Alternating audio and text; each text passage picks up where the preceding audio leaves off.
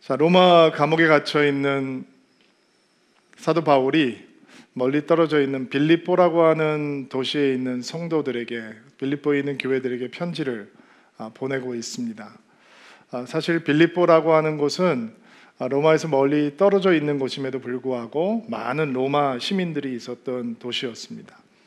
특별히 이 로마 제국이 평생 군인으로 섬겼던 군사들에게 그들이 은퇴를 할 때 로마 시민권을 부여하고 이제 변방에 있는 식민지에 있는 도시들에게 정착하게 할 때 시민권을 부여하고 시민의 권리를 주었기 때문에 빌립보라고 하는 도시에도 은퇴한 수많은 군사들이 로마의 시민권을 가지고 정착하고 있었습니다. 여러분들이 그 로마의 시민이라 하면 여러분께서 기억하셔야 되는 아주 중요한 사항은 시저, 로마의 황제 시저를 주라고 고백하는 사람들입니다. 주라고 하는 헬라어가 큐리어스라고 하는 헬라어인데, 예수를 구주로 고백하는 사람은 예수를 큐리어스, 주라고 고백을 하죠.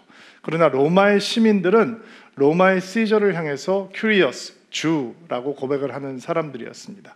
그러니까 로마의 법을 따르고 그의 충성을 오직 주 대신 시저에게 바친다라고 하는 고백이 있는 사람들이 로마의 시민들입니다. 사도 바울이 빌립보에서 선교 사역을 처음으로 시작했을 때 그들이 사도 바울을 고소할 때 어떤 내용으로 고소를 했냐면, 이 사람은 로마 사람들인 우리가 받지도 못하고 행하지도 못할 풍속을 전한다라고 하는 내용으로 고소하였습니다. 그러니까 이 빌립보에 살고 있는 사람들이 자기네들은 로마 사람들이다, 로마의 시민이다라고 하는 자부심이 우리가 생각하는 것보다 굉장한 자부심을 가지고 있었던 사람들이었습니다. 이 사도 바울은 날 때부터 이 로마의 시민이었기 때문에 그 로마 시민들이 가지고 있었던 자부심이 얼마나 특별한 것인지 그 자신도 누구보다도 잘 알고 있었을 것이고, 빌립보에서 선교 사역을 감당하면서 이 빌립보라고 하는 도시 사람들이 가지고 있었던 로마의 시민으로서의 자부심이 얼마나 큰 건지도 잘 알고 있었던 것입니다.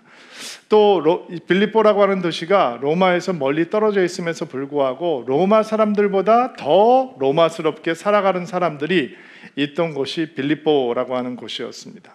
사도 바울이 그 자부심의 뿌리를 알고 있기 때문에, 그런 문화의 뿌리를 알고 있기 때문에 이제 그런 자부심과 헌신이 로마 제국 혹은 로마의 시저를 위한 것이 아닌 그리스도 예수를 향한 헌신과 자부심으로 변화해야 된다라고 하는 것을 가르치기 위해서 그는 오늘 그의 서신을 통해서 예수 그리스도를 믿는 성도들이라면 당연히 시저에게 맹세하는 충성심을, 시저에게 보였던 헌심을, 그리고 시저에게 맹세했던 충성을 그리스도에게 충성하고 그리스도의 말씀을 따르고 그리스도의 법을 따르는 놀라운 삶을 살아갈 수 있어야 한다라고 하는 가르침을 시작합니다. 자, 27절 말씀을 한번 보겠는데요. 27절 말씀 한 목소리로 같이 한번 읽어보겠습니다. 시작. 오직 너희는 그리스도의 복음에 합당하게 생활하라. 이는 내가 너희에게 가보나 떠나 있으나 너희가 한 마음으로 서서 한 뜻으로 복음의 신앙을 위하여 협력하는 것과, 오직 너희는 그리스도의 복음에 합당하게 생활하라. 이게 오늘 전체 말씀의 묵상을 기본이 되는, 베이스가 되는 말씀입니다. 사실 그냥 한번 읽고 지나치기에는 너무 아쉬운 말씀이죠. 여러분의 삶 속에, 여러분의 일주일 동안 묵상하는 생각 속에, 그리고 기도하는 말씀으로 붙들어야 되는 말씀입니다. 일주일 내내 살아가시면서 그리스도의 복음에 합당하게 생활하라, 그리스도의 복음에 합당한 삶을 살라라고 하는 말씀을 붙들고 묵상하고 기도하는 일주일이 되기를 바랍니다. 이 말씀이 무슨 뜻인가? 복음에 합당하게 생활하라. 이 하라라고 하는 단어를 문자적으로 해석을 해보면 시민답게 살아간다, 시민처럼 살아간다, 시민의 의무와 책임을 다하고 살아간다, 이런 뜻입니다. 로마의 시민인 것을 자랑스럽게 생각하고 있던 이 빌립보의 시민들이, 빌립보 사람들이 로마 사람들보다 더 로마스럽게 살아가는 것을 자부심을 가지고 살아가고 있던 이 빌립보 교회 성도들에게 이보다 더 강력한 도전의 언어가 또 있을 수 있을까라고 생각할 정도로 사도 바울이 그들에게 던져주고 있는 도전의 언어는 정말 강력한 것입니다. 여러분들이 로마 시민인 것을 자랑스럽게 생각하고 있습니까? 여러분이 로마의 사람들보다 더 로마인들답게 살아가고 있다는 것에 큰 자랑스러움을 느끼고 있습니까? 그렇다면 당신이 오늘을 살아가면서 바로 천국의 시민인 것처럼 그에 합당하게 살아가십시오라고 하는 도전을 던지고 있는 것입니다. 말씀드렸던 것처럼 로마의 시민들은 시저를 주로 고백하는 사람들이라고 그랬죠. 그렇다면 당신들을 예수를 구주로 고백하는, 주로 고백하는 인생을 살아야 합니다. 로마의 시저의 통치를 기쁘게 받아들이고 있는 로마 시민들처럼 당신은 예수 그리스도의 다스림을 기쁘게 받아들이는 천국의 시민으로서 살아가야 됩니다. 로마의 충성을 맹세했던 로마 시민들처럼 당신의 헌신과 디보션은 오직 예수 그리스도를 향한 것이 되어야 합니다. 로마의 법을 따르는 것이 당연한 것처럼 당신들은 예수의 말씀을 순종하는 삶을 살아야 하는 것입니다. 로마의 시민들이 자신들이 로마의 시민인 것을 날마다 기뻐하면서 살았던 것처럼 그리스도인이라면, 성도라면 내가 천국의 시민이 된 것을 날마다 기뻐하며 살아갈 수 있어야 합니다. 그것이 복음에 합당하게 살아가는 것이다 라고 하는 것을 우리 사도 바울을 통해서 배울 수 있는 내용이죠.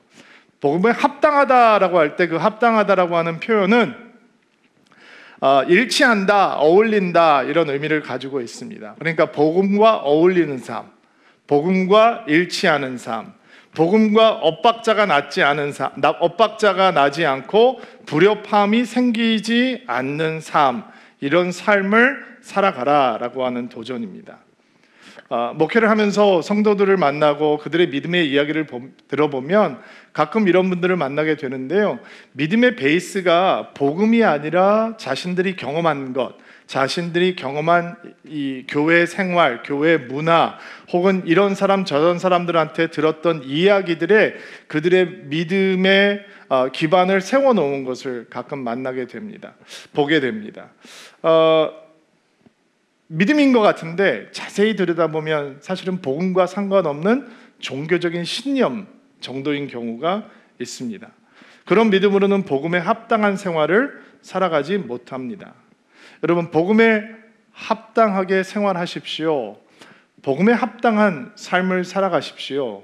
로마의 시민인 것을 자랑스럽게 생각하듯이 천국의 시민이 된 것을 기억하고 그와에 걸맞는 삶으로, 어울리는 삶으로 일치된 삶을 살아가십시오 라고 하는 사도 바울의 도전 앞에서 성령의 찔림을 경험하지 않는 사람이 어찌 있겠습니까?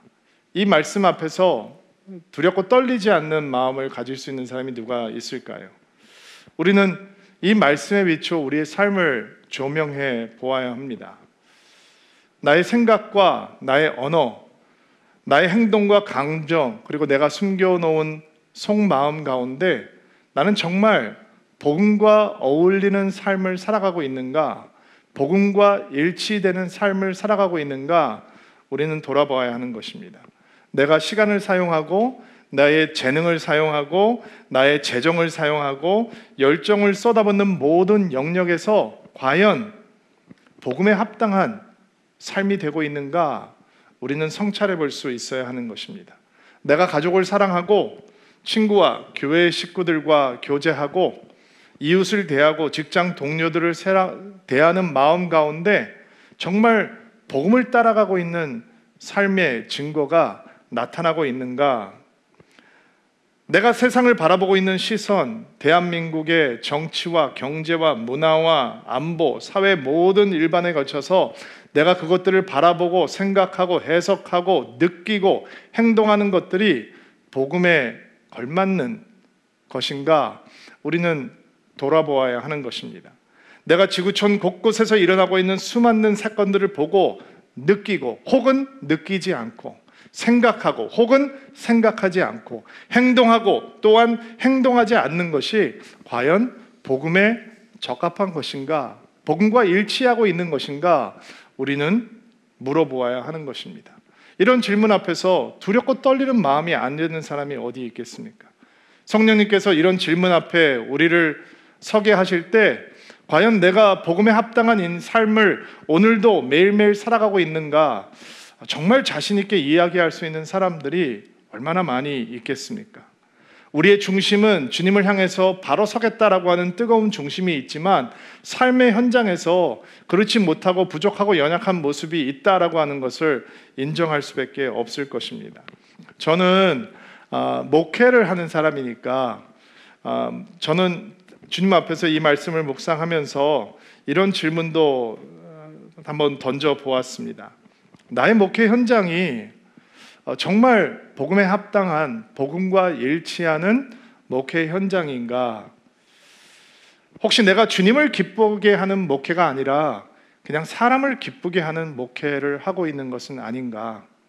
주님께서 전하게 하시는 말씀을 전하는 것이 아니라 사람들이 듣고 싶어하는 말을 전하는 사람이 되어가고 있는 것은 아닌가? 나의 목회 현장이 성도들이 복음에 합당한 삶, 복음과 일치하고 복음과 어울리는 삶을 살기를 갈망하게 만들어주는 현장이 아니라 세상과 어울리는 삶을 살아도 괜찮다라고 말해주는 현장은 아닌가 돌아보게 되었습니다. 나의 목회의 열매가 죄를 미워하고 거룩과 순결을 사모하고 복음의 능력으로 덧입고 그래서 복음에 합당한 열매가 맺히게 되는 그런 현장이 아니라 죄와 세상과 적당히 동거하고 타협하는 열매가 맺히고 있는 현장은 아닌가 두려운 마음이 들었습니다. 내가 함께 목회하고 있는 성도들에게 예수께서 우리 인생의 주인이 되시고 우리가 무릎을 꿇어야 하는 유일한 대상은 오직 예수 그리스도이시다 라고 하는 것을 선포하는 것이 아니라 예수님은 우리가 필요할 때 잠시 불러내서 우리에게 도움을 주시는 것으로 충분하신 분이시다 라는 정도로 예수님을 만들고 있지는 않은가 주님 앞에 질문하게 되었습니다. 기도 중에 우리 목회자들이 또 주님을 사랑한다고 하는 사람들이 때때로 예수님의 영광을 가로막고 예수님의 영광을 땅에 추락시키는 일들이 얼마나 많은지, 그리고 그런 일들이 많은 사람들의 눈앞에 드러날 때 얼마나 우리의 마음을 아프게 하는지 그런 일들을 생각해 보게 되었습니다. 왜 그런 일들이 생길까? 목회의 길을 걸어가고 있고 신앙의 길을 걸어가고 있고 신실하게 성도의 삶을 살아간다고 하면서도 왜 가장 결정적인 순간 우리는 복음에 합당한 결정을 하지 못하고 복음에 합당한 삶을 선택하지 못하는 것일까 고민을 해보았습니다.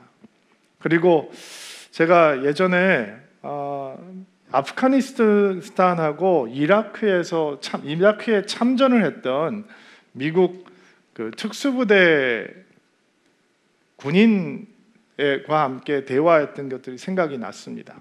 주님을 신실하게 사랑하는 크리스찬이었는데 그 무서웠던 그 참전 상황들에 대해서 간증을 하는 것을 들은 적이 있는데요. 특수부대 훈련을 받으면서 때로는 이런 생각을 했다고 합니다. 이렇게 힘들고 어려운 훈련이 왜 이렇게 힘들게 어렵게 해야 되는가? 그런 훈련을 받을 때마다 내가 이런 특수부대에 있을 필요가 있을까? 나도 그냥 편안하게 딴 데 가서 군대 생활하면 이렇게 고생하지 않을 텐데 라는 생각을 여러 차례 했다고 합니다. 훈련에 들어가면 몸무게가 5kg, 10kg씩 줄어들어가는 것은 너무나 모든 사람들이 경험하는 것이고 이렇게 힘들게 훈련하는 게 과연 무슨 의미가 있을까 생각을 했었는데 그가 참전을 하고 실제 전투 현장에 들어가 보니까 그가 훈련해서 했던 모든 것들이 전투 현장에서 그대로 자기가 재현할 수 있었다라고 하는 간증을 들은 적이 있습니다.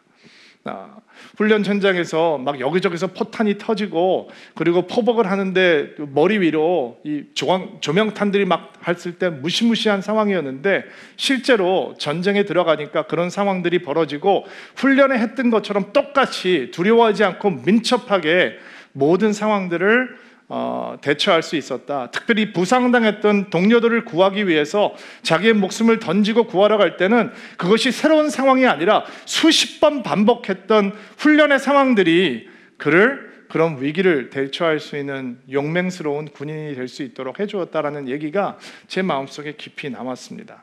그리고 복음 앞에서 합당한 삶을 살아간다, 복음에 합당한 삶을 살아간다라고 하는 이 거대한 주제 앞에서 그렇게 살지 못하고 있는 크리스찬들은 결국 매일매일 아무 특별한 일이 일어나지 않는 일상적인 매일매일 가운데 복음에 합당한 삶을 살아가는 것을 배우지 못하고 있기 때문에 특별한 일이 생길 때도 여전히 복음계에 합당하지 못한 선택을 하고 있는 것은 아닌가라고 생각을 하게 되었습니다. 여러분, 제가 매일매일 특별한 상황이 아닌 평범한 일상 가운데 복음에 합당한 삶을 선택하고 복음에 합당한 일을 행하는 것을 연습해 놓지 않으면 나에게 정말 중요한 순간이 다가왔을 때, 나에게 특별한 상관이 다가왔을 때, 내가 꼭 복음대로 선택해야 되는 상황이 다가왔을 때 저는 절대로 그 선택을 할 수 없는 사람이 되어 있을 것입니다. 우리의 일상이 날마다 복음에 합당한 삶을 살아내는 연습장이 되지 않으면 우리는 특별한 순간, 긴급한 순간이 다가왔을 때도 복음에 합당한 삶을 선택하는 용기를 절대로 얻지 못할 것입니다. 사도 바울이 빌립보 교회 성도들에게 가르쳐주고 있는 믿음은 매 순간을 복음에 합당한 시민의 삶으로 살아내라 라고 하는 도전입니다. 로마의 시민권을 가진 사람들은 내가 원할 때는 로마의 시민처럼 행동했다, 내가 불편할 때는 로마의 시민이 아닌 것처럼 행동하는 그런 사람들이 아니었습니다. 그들은 자기의 목숨을 잃을지언정 그것이 그 대가 지불이 자기의 목숨이 될지언정 자신들이 충성했던 그 로마 제국을 향해서, 로마의 황제를 향해서 드렸던 충성에 걸맞는 삶을 살아놓겠다고 헌신되어 있는 사람들이었습니다. 그것을 너무도 잘 알고 있는 사도 바울이 복음에 합당한 삶이 어떤 삶이냐, 바로 그 로마의 시민들처럼 당신들이 천국의 시민이 된 것을 기뻐하고 이제 그 시민으로서 한치의 부끄러움 없이 매일매일을 살아가야 합니다 라고 하는 도전을 빌립보 교회에 있는 성도들에게 주고 있는 것입니다. 사실 이 복음에 합당한 삶을 살아간다라고 하는 것은 거대한 주제거든요. 이거는 정말 우리가 평생 공부를 하고 묵상을 해도 다 하지 못할 만큼 거대한 주제입니다. 그러나 지난주와도 마찬가지로 오늘 사도 바울이 저희들에게 주고 있는 본문의 말씀의 울타리 안에서 사도 바울이 우리에게 도전하고 가르쳐주고 있는 복음에 합당한 삶이라고 하는 것은 과연 어떤 모습인지 좀 찾아보면서 은혜를 나눠보려고 합니다. 27절 말씀을 다시 한번 읽을게요. 시작. 오직 너희는 그리스도의 복음에 합당하게 생활하라. 이는 내가 너희에게 가보나 떠나 있으나 너희가 한 마음으로 서서 한 뜻으로 복음의 신앙을 위하여 협력하는 것과. 자, 복음에 합당한 삶이란 것은 어떤 삶인가? 사도 바울은 우리에게 복음의 신앙, 복음을 전하는 신앙을 위해서 협력하는 삶이다라고 가르쳐주고 있습니다. 우리가 빌립보 교회가 직면하고 있던 문제가 몇 개 있었다는 것을 알고 있죠. 그 중에 하나가 이제 성도들 사이에 분열이 생긴 것이었습니다. 다툼이 생긴 거예요. 특별히 우리가 다음 주에도 확인을 하겠지만 교회를 열심히 섬기고 있는 유력한 여성 지도자들 사이에서 다툼이 생겨서 교회가 어려움을 겪고 있었습니다. 자, 두 유력한 리더 가운데 이 다툼이 생겼으니까 두 사람만 싸웠을까요? 그렇지 않겠죠. 이 사람하고 같이 편이 된 사람, 저 사람하고 같이 편이 된 사람들이 나누어서 교회를 이제 힘들게 하고 있었겠죠. 이 편 저 편 나누어서 다툼이 생겼을 것입니다. 또 빌립보 교회는 어떤 문제를 직면하고 있었냐면 거짓 가르침을 가지고 있는 사람들이 은근히 들어와서 율법주의에 대해서 가르치기도 하고 영지주의에 대해서 가르치기도 하고 거짓 이제 가르침이 들어와서 거짓 교사들이 들어와 있는 거죠. 거짓 교사들이 들어오면 어떤 현상이 생기느냐? 그 가르침을 받아들이는 사람과 받아들이지 않는 사람을 싹 편가르기를 해놓는 거죠. 그러니까 분열이 생기게 되는 거예요. 여러분, 분열은 절대로 하나님의 역사가 아닙니다. 하나님의 은혜의 결과가 아닙니다. 성령께서 역사하시는 곳에는 하나 되게 하시는 역사가 일어납니다. 그런데 하나님의 역사가 아닌 악한 영의 역사가 시작이 되면 그리스도의 몸에 분열이 생기고 갈라지는 일들이 생기게 되죠. 그러나 복음이 거기 들어가면, 복음의 역사가 회복이 되면 나뉘었던 것들이 하나 되기 시작합니다. 이방인과 유대인이 하나 되고, 여자와 남자가 하나 되고, 종과 주인이 하나 되고, 그리고 있는 자와 없는 자가 하나 되고, 어른과 아이들이 하나 되는 역사가 복음 안에 있는 것입니다. 나뉘었던 빌립보 교회 성도들에게 사도 바울은 뭐라고 권면하고 있느냐? 내가 여러분들에게 복음에 합당한 삶이 어떤 삶인지 보여주겠습니다. 복음에 합당한 삶은 한 마음으로 서는 것입니다. 한 뜻으로 협력하는 것입니다. 이렇게 가르쳐주고 있는 거예요. 한 마음으로 선다라고 하는 것이 어떤 이미지냐면, 여러분, 이 로마의 군사들이 전쟁을 할 때 방패와 방패를 연결하고 철통의 방어벽을 구축하고 있는 모습을 상상하시면 돼요. 어떤 공격이나 화살이나 창이나 이런 것들이 와도 막아낼 수 있도록 방패를 쫙 붙여서 뚫지 못하도록 완벽한 방어벽을 설치하고 있는 모습이 한 마음으로 서다라고 하는 이미지 속에 있는 거예요. 또 한 뜻으로 협력하다라고 하는 이미지는 함께 경주한다, 함께 싸운다, 이런 의미가 있는 거예요. 그러니까 사도 바울이, 여러분, 복음에 합당한 삶이 어떤 삶인지 아십니까? 여러분은 다툼을 그쳐야 합니다. 여러분은 분열을 그쳐야 합니다. 그리고 로마의 군사들이 방패를 연결하고 서로를 의지하면서 철통 같은 방어벽을 구축하고 있듯이 굳게 서고, 서로 협력해서 한 뜻으로 한 목적을 갖고 협력해야 합니다라고 하는 것을 가르쳐주고 있는 것입니다. 복음을 위해서 협력해야 하는 것입니다. 여러분, 교회가 다른 것을 위해서 하나 되면 교회는 사고 납니다. 교회가 하나 되는 게 굉장히 힘들거든요. 그러다 보니까 사람들이 인본주의적으로, 인간적으로 자꾸 공통분모를 찾아서 교회를 하나 만들려고 하는 노력을 할 수 있습니다. 너 고향 어디가? 영남이가? 부산이가? 대구가? 하면서 경남 사람들끼리 모이고, 또 교양 어디가? 호남은 호남 사람들끼리 모이고, 충청도는 충청도 사람들끼리 모이고, 서울 깍쟁이들끼리 다시 모이고, 이게 하나됨이 절대로 모습이 아닙니다. 전공이 뭐예요? 학교 어디 나왔어요? 끼리끼리 모이는 것은 하나가 아닙니다. 그렇게 교회가 하나 되기 시작하면, 그렇게 한 뜻으로 모이기 시작하면 교회는 사고 납니다. 근데 교회가 하나 됐을 때 능력이 나타나는 길이 있습니다. 복음을 위해서 협력하는 것입니다. 한 마음이 되는 것입니다.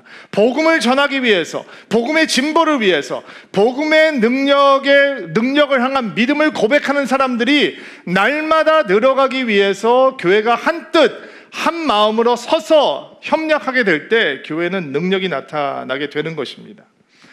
교회가 혹은 성도가 반드시 극복해야 되는 오해 중에 하나는 교회가 다른 교회를 경쟁 상대로 본다라는 것입니다. 경쟁 업체로 보게 되는 거죠. 이런 단어를 쓰는 것 자체가 저는 굉장히 민망한데, 다른 교회를 바라보는 시선이 복음을 전하기 위한 동역자로 바라보는 것이 아니라 서로 경쟁해야 되는 대상으로 바라보고, 이겨야 되는 대상으로 바라보고, 눌러야 되는 대상으로 바라보는 것은 정말 큰 영성의 타락입니다. 교회를 열심히 다니다 보면, 한 로컬 처치에 충성을 갖고 있다 보면 그 충성심이 지나쳐서 다른 교회를 이렇게 경쟁 대상으로 보게 될 수도 있는데, 그것은 정말 주님께서 원하시는 바가 아닙니다. 여러분, 교회 경쟁 상대는 누구인가요? 세상입니다. 주일날 예배를 하지 못하게 하는 모든 다른 것들입니다. 교회의 경쟁 상대는 예수님께 자신을 드리지 못하게 하는 그 모든 것들입니다. 교제의 믿음을 방해하는 것, 헌신을 방해하는 것들이 교회의 경쟁 상대이지, 다른 교회는 교회의 경쟁 상대가 아닙니다. 그렇다면 우리가 교회를 다른 교회를 경쟁 상대로 생각할 때 어떻게 될까요? 그들과 협력하고 동역해야 되는 형제요 자매라고 생각하지 않고 그들을 비난하고 그들의 목회자들과 그들의 교회를 폄하하게 되겠죠. 우리 교회보다 다른 교회가 부흥하면 배 아파하고 그렇지 못한 우리 교회를 보면서는 답답해할 수 있겠죠.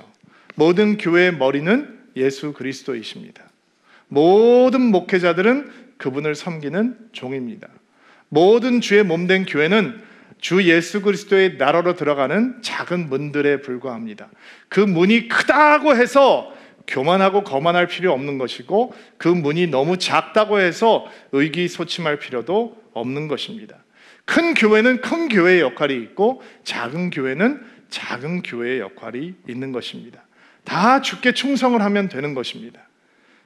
제가 이 모든 교회가 함께 협력하고 애쓰고 복음의 진보를 위해서 함께 손을 잡아야 되는 동역자이다라고 하는 사실을 정말 몸으로 경험한 게 제가 굉장히 어렸을 때 신학을 시작하기도 전 청년 때 일이었는데요.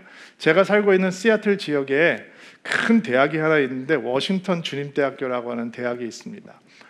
인본주의, 세속주의 사상이 너무 강하고 그 학교를 오는 사람들이 굉장히 리버럴한 사람들이 많이 있었기 때문에 시애틀 지역에 있는 몇몇 젊은이들이 모여서 유니버시티 워싱턴 주립대학 캠퍼스에 영적인 부흥이 왔으면 좋겠다라고 하는 마음으로 저희들이 캠퍼스를 밟으면서 기도하고 그 캠퍼스 사역을 할 사람들을 함께 이제 사람들을 모으고 있었습니다.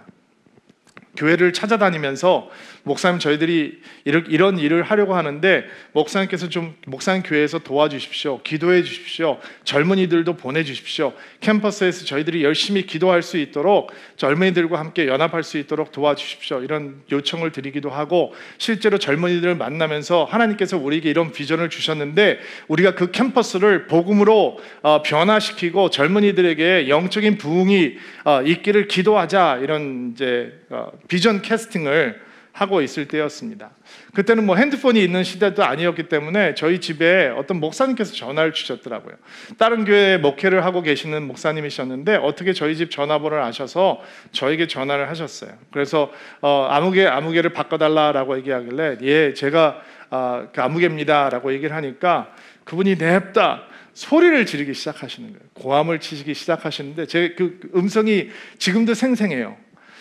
그분의 말씀이 젊은 놈이 죄송합니다. 이게 설교 용어는 아닐 텐데 제가 하는 게 아니고 저는 이제 그분이 하는 걸 카피하는 거니까 젊은 놈이 머리에 피도 안 마른 놈이 벌써부터 교인 훔쳐가는 것을 배우기 시작했다 이렇게 하면서 이제 호통을 치시는 거예요. 너무 소리를 지르시니까 제가 일방적으로 당하기는 했는데 그때도 납득이 안 됐어요. 왜 이렇게 화를 내시는지. 그 인본주의가 가득한 캠퍼스에서 하나님의 부흥이 임하도록 기도하고 있는 젊은이들이 한 20여 명이 있었는데 왜 그들이 자신의 교인들을 뺏어가는 사람들이라고 생각을 했었는지 정말 이해가 되지 않았습니다. 왜 젊은이들에게 부흥이 다가오도록 기도하고 있는 사람들을 자신의 교회를 위협하는 대상으로 보셨는지 이해할 수가 없었습니다. 그분의 교회는 학생들이 많이 모이는 교회였는데 그분의 교회를 위협하는 건 마약이었습니다. 쾌락이었습니다. 인본주의고 세속주의였습니다. 복음과 교회를 향한 냉대와 무관심이었습니다. 부흥을 함께 꿈꾸자고 얘기하는 선교단체 젊은이들이 아니었습니다. 복음을 전하기 위해서 그런 젊은이들과 함께 동역했다면 그 교회도 그리고 그 선한 마음을 갖고 땀을 흘리며 가가호 방문하고 교회를 찾아다니면서 협조를 구하고 있는 청년들에게 용기와 힘이 되고 뭔가 시너지가 있지 않았을까라는 생각을 그때도 했고 지금도 하고 있습니다. 그 교회는 없어졌습니다.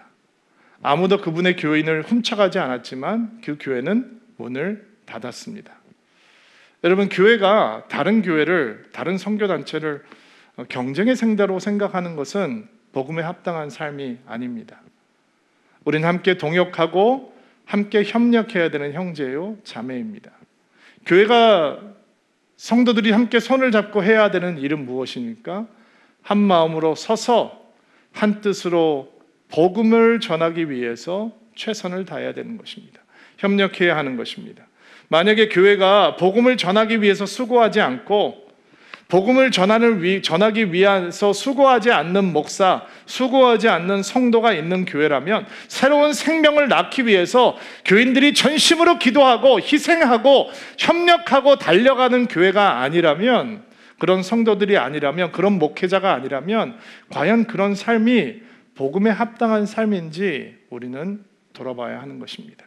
왜냐하면 사도 바울이 우리에게 던져주고 있는 도전은 복음에 합당한 삶이라면 복음을 전하기 위해서 모든 성도가 함께 한 마음으로 서서 한 뜻으로 협력하는 교회가 되는 것이 필요하기 때문입니다. 자, 28절 말씀 볼까요? 두 번째, 복음에 합당한 삶을 살아간다라고 하는 의미는 어떤 의미일까? 같이 한번 한 목소리를 읽어볼게요. 시작. 무슨 일에든지 대적하는 들 때문에 두려워하지 아니하는 일을 듣고자 함이라. 이것이 그들에게는 멸망의 증거요 너희에게는 구원의 증거니 이는 하나님께로부터 난 것이라. 자, 복음에 합당한 삶을 살아간다는 것은 어떤 의미인가? 사도 바울은 대적하는 자들을 두려워하지 않는 것이 복음에 합당한 삶이다 우리에게 가르쳐 줍니다. 그렇다면 대적하는 자는 누구입니까? 먼저는 거짓 복음을 증거하는 자들이고, 그리고 교회를 핍박하는 사람들이고, 궁극적으로는 교회를 핍박하는 자, 거짓을 전하는 자의 뒤에서 역사하는 악한 영, 마귀이죠.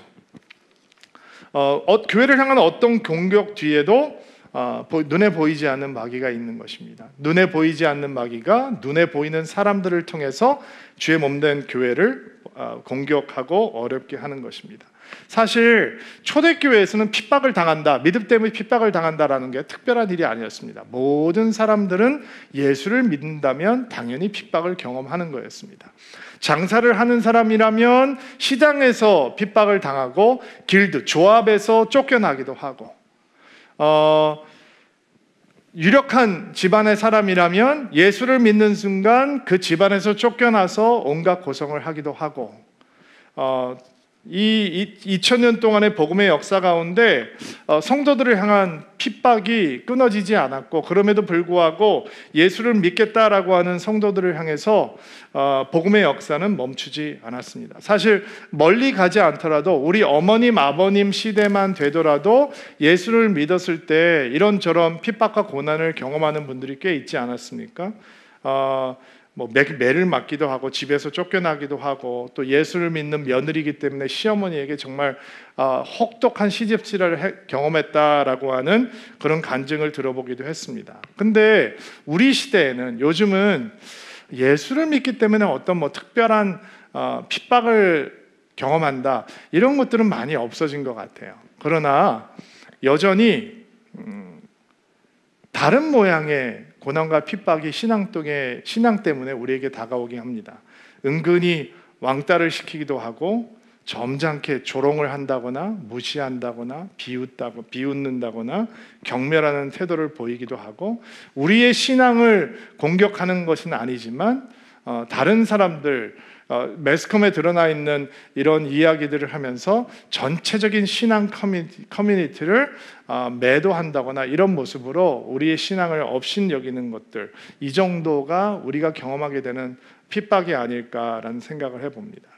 또 우리가 없는 자리에서 비방을 당한다거나, 혹은 승진의 기회나 어떤 기회에서 누락을 당한다거나, 이 정도죠. 생각해 보면 우리 시대에 경험하게 되는 핍박은 아픔이 아니라 불편함 정도라고 생각을 해야 될 것 같습니다.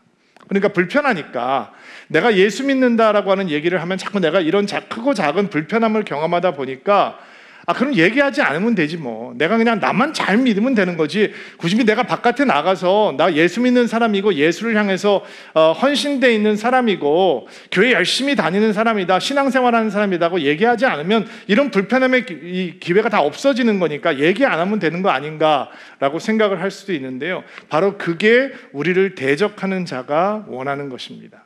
입을 닫고 소극적으로 변하게 되는 것이죠. 대적하는 자를 두려워하지 말라라고 하면서 사도 바울이 어떤 우리의 마음에 확신을 주냐면 그 대적하는 자의 결국은 멸망이요. 그 대적하는 것을 받고 있는 우리에게는 구원이 임하는 것인데, 그러므로 그 대적하는 자를 두려워하지 말고 우리는 불편함을 감수하고라도 모든 상황에서 믿음을 이야기하고 예수를 이야기하는 것을 멈추지 말아야 된다라고 하는 것을 우리는 기억해야 합니다.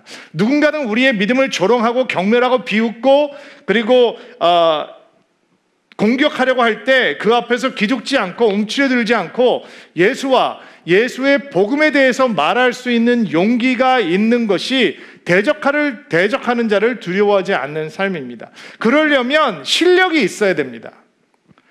믿음의 실력, 영적인 실력이 있어야 되는 것입니다.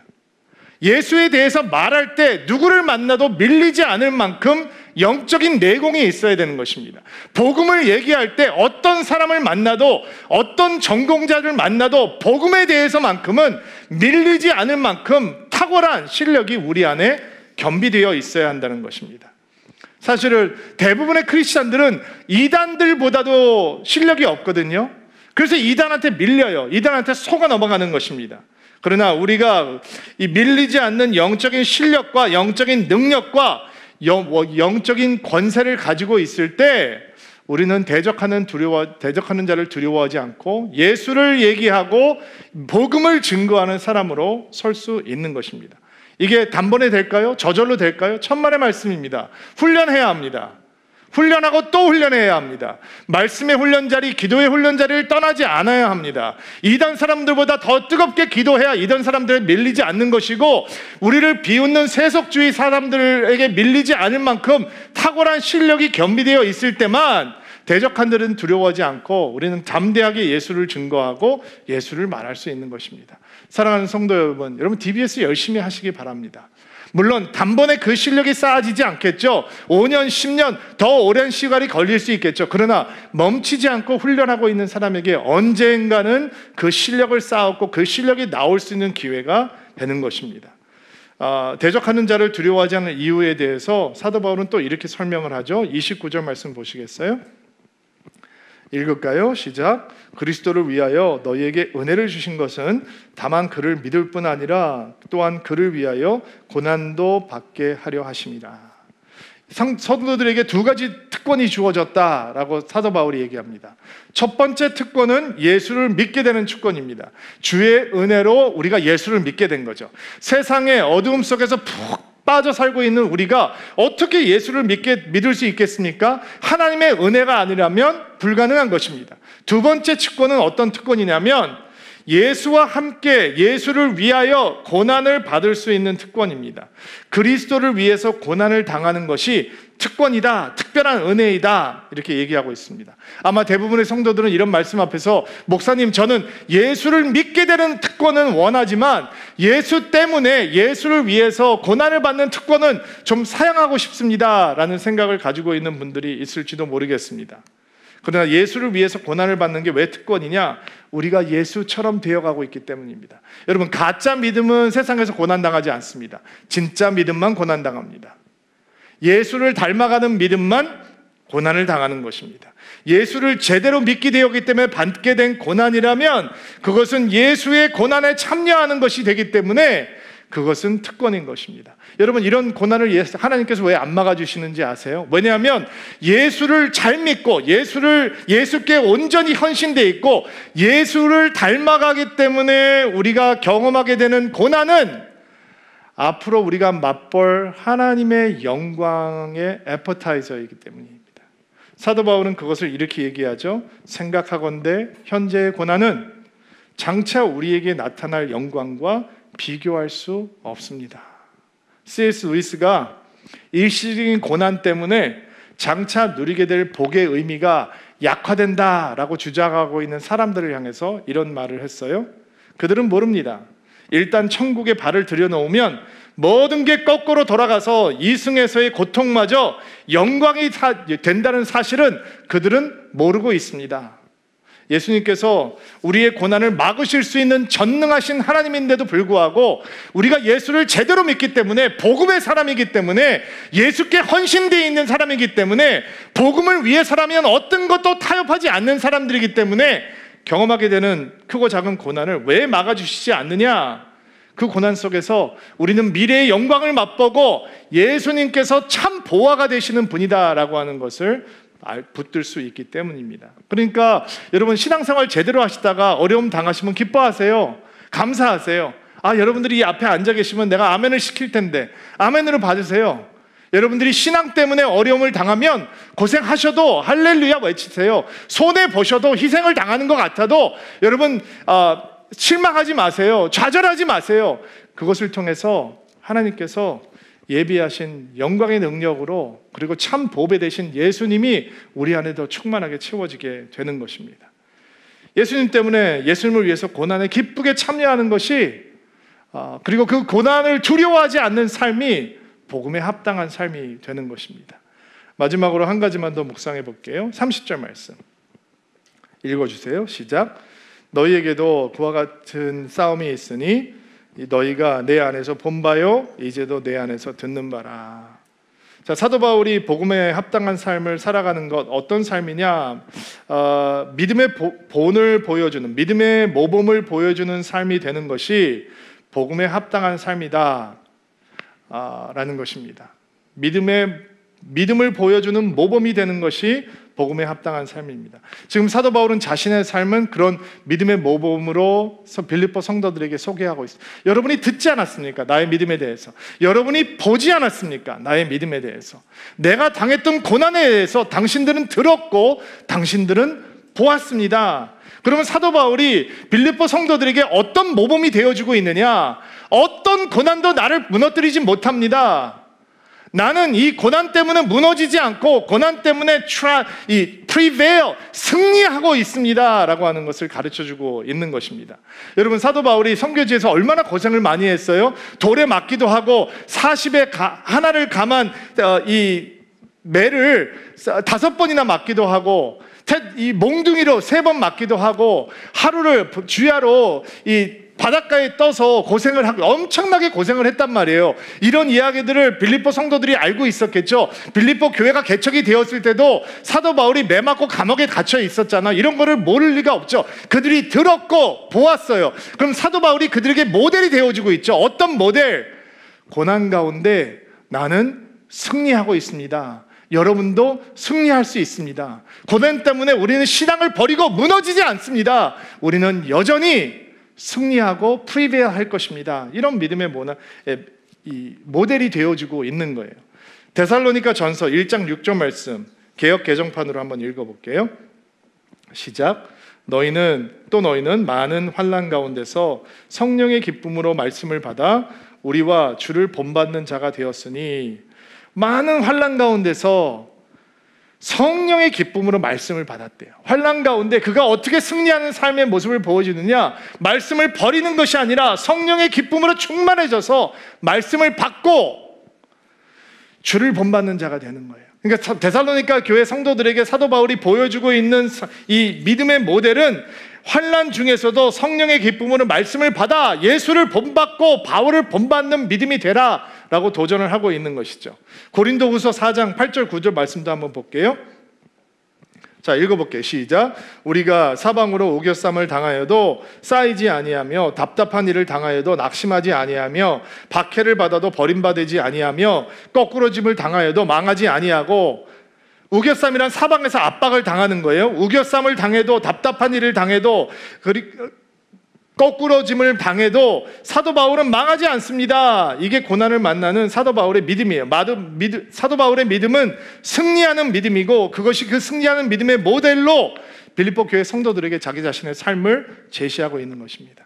사도 바울이 이 믿음을 어디에서 보고 있고 배우고 있느냐? 사도 바울은 누구를 본받고 있는 사람이에요? 예수 그리스도를 본받고 있는 사람이죠. 그의 눈은 예수 그리스도를 향해서 시선은 집중돼 있어요. 예수 그리스도께서 고난을 이기시고 핍박을 이기시고 프리베일링하는, 승리하는 믿음을 보여주시니까 사도 바울은 그 믿음을 따라가는 거예요. 그리고 그 뒤를 쫓아오고 있는 성도들에게, 빌립보 교회 성도들에게 내가 예수를 본받는 것처럼 것처럼 나의 믿음을 본받으십시오.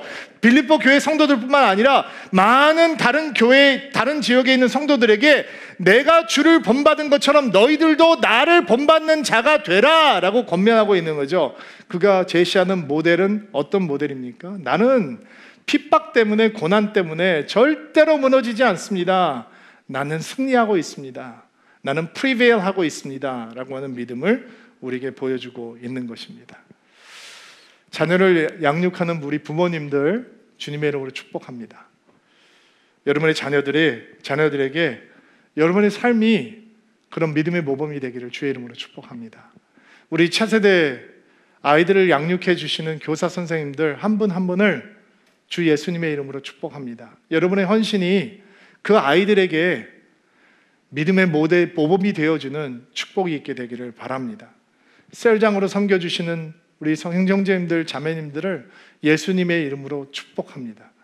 여러분들 셀장님들의 삶을 바라보는 셀원들이 나는 우리 셀장님들의 믿음을 본받고 싶다라고 하는 그런 믿음의 모범이 되어주는 축복이 여러분 가운데 있게 되기를 바랍니다. 임직자로 섬겨주고 있는 우리 집사님들, 권사님들, 장로님들을 예수님의 이름으로 축복합니다.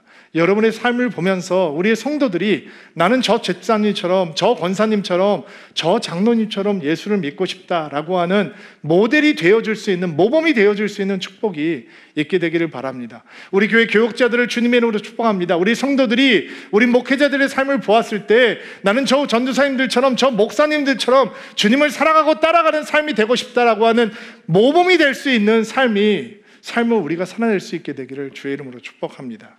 복음에 합당한 삶, 여러분 그 삶을 살아가는 것이 흔들리지 않는 기쁨을 누리는 삶입니다. 이 축복이 여러분 가운데 있게 되기를 주의 이름으로 축복합니다.